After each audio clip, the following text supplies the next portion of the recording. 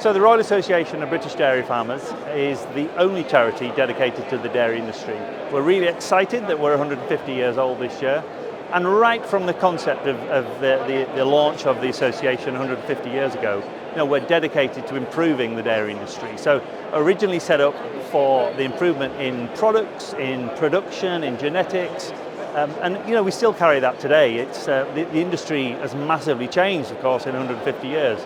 But we're all about innovation, product development, the people that we employ in the industry, and ultimately the productivity and profitability of dairy farming. We're here today at Dairy Tech, which is all about innovation and technology and the future and how we can adapt that to fit our own businesses. Throughout the year, we have a whole range of different activities and competitions. So the Gold Cup that we'll be announcing later on, which is the pinnacle of dairy excellence. We've got a really exciting program called the Entrepreneurs in Dairy, where we take sort of 40 or 50 young farmers through a process where they learn about the industry, learn about their own farms, about benchmarking, and then hopefully that propels them on to the next stage of their career. We've got Women in Dairy, which is a huge part of our RABDF, and we've got other competitions like Innovation Awards, the Princess Royal Award, which is like a lifetime service award, and yeah, there's just generally loads going on.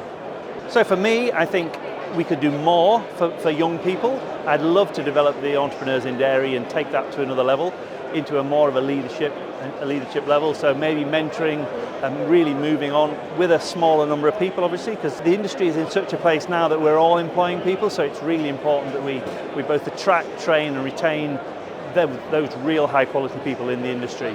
We may revisit the Down to Earth event that we held for 2 or 3 years, because there's still an opportunity there to showcase regenerative farming on farms within the country. And of course we'll continue to grow this event as well, and maybe that will slightly diversify as we go forward into a bigger event, maybe touching more on the environment in the future as well, or product. There's loads of scope. Just at the moment we're at the sort of the low point of the milk price cycle, so we're going to have a tough 12 months, but actually most of us that have been in the dairy industry now for quite a long time, we're used to these cycles.